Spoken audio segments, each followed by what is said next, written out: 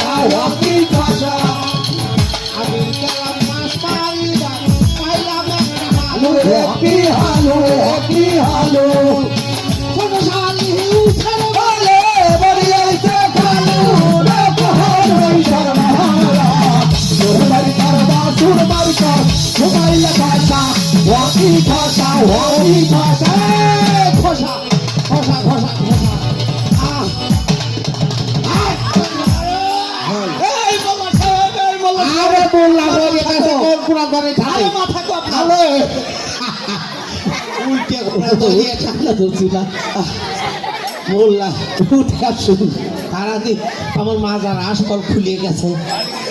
আরে না মাজা ঠিক আছে